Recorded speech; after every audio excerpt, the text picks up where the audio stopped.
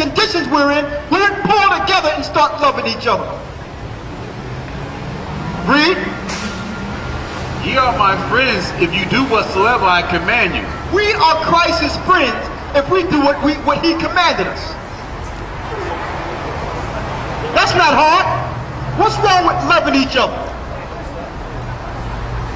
We spend so much time hating. And I see people walking up and down the street when we're not even speaking. Everybody's running around with attitude. Everybody. Upset about something. Always in a hurry like you got somewhere to go. Road rage and all types of madness. And there's no love nowhere, man. We're living in a satanic society that's built on hatred. That's built on tearing somebody else down and destroying others. Ain't no love. There's no love here in America, man. There's no love in this world because this world is being ran by Satan. We can go up into our little churches every Sunday and fake like it's all love. And fake like it's all love. And as soon as we leave these churches, we come out and do worse than when we came in there. Love is not an emotion, it's an action.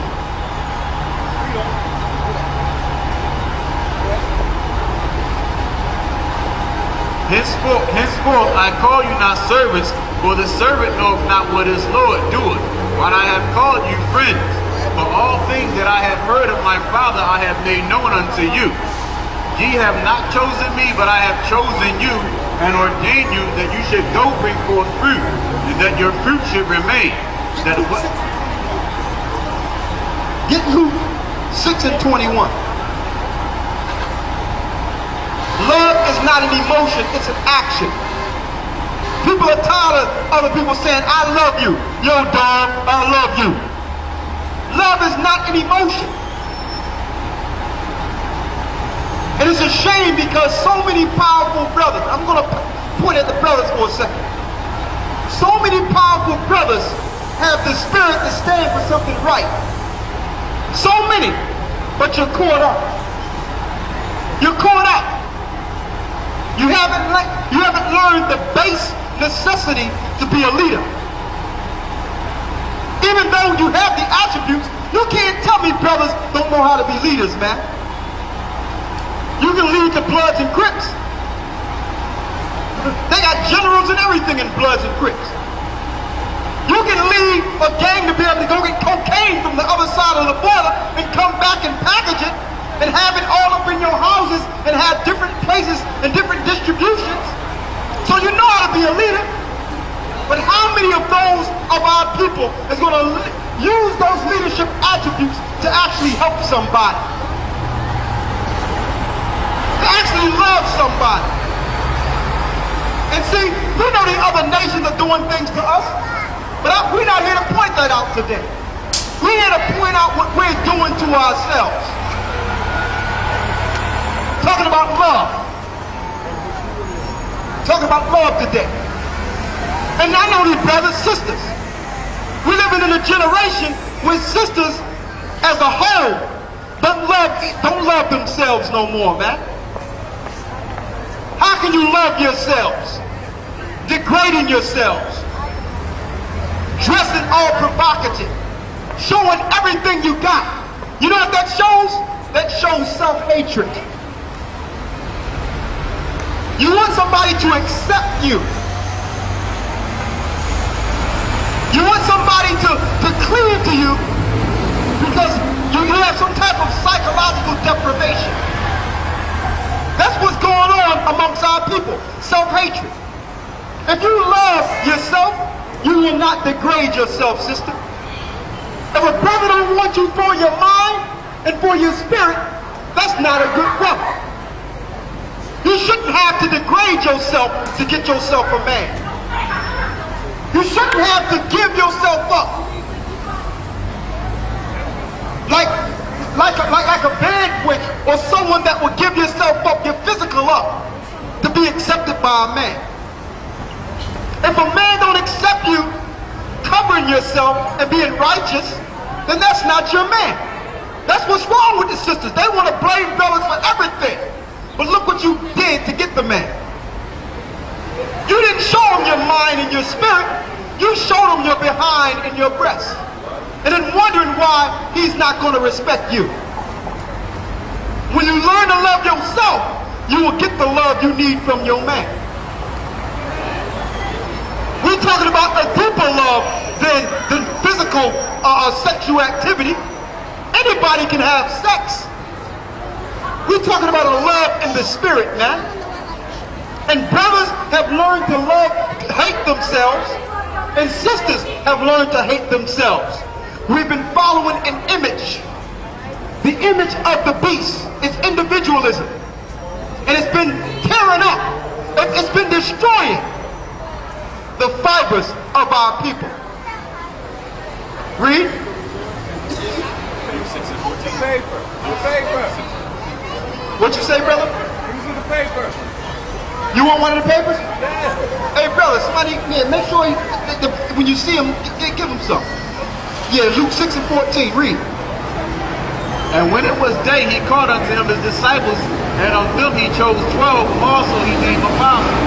Simon, whom he also named Peter, and Andrew his brother, James and John, Philip and Bartholomew, Matthew and Thomas, and the sons of Alphaeus, and Simon called Zealot, and Judas the brother of James, and Luke 6:27, what I want.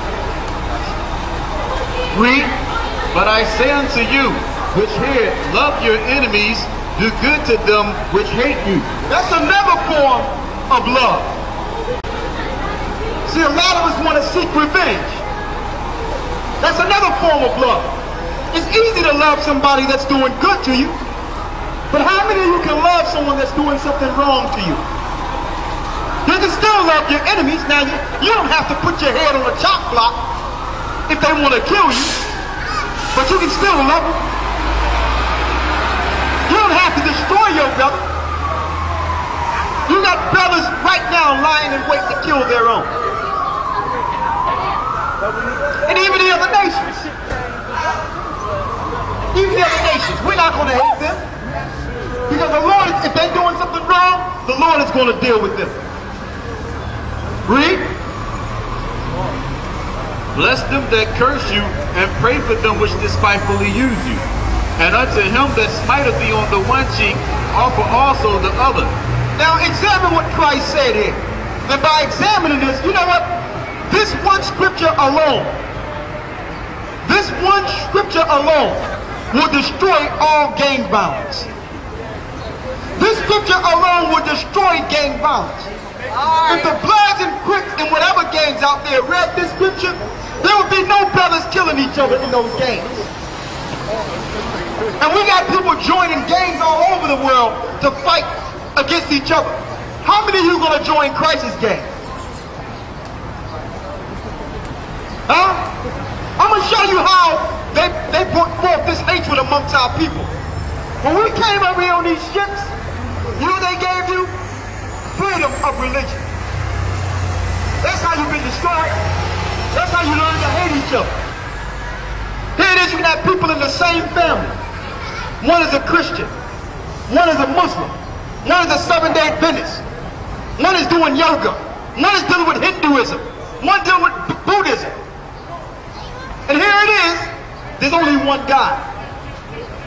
So by dividing you in religion, that's another tactic or tool to use so you can hate your own brother.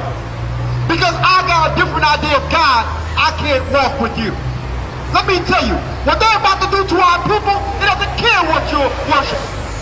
You think the people that are about to destroy you care if you are a Christian? You think the people that's about to kill you care if you are a Muslim? They're not dealing with what religion you're under. They're dealing with the spirit that's in you that's a threat to the powers of this earth. That's what they are afraid of. That's right. So we can't get caught up with this religion stuff, man. Well, brother, I'm following Muhammad. I'm following this and I'm following that. Let me tell you, man, follow the Most High. The first thing they did when we came off those ships is separated us and gave us different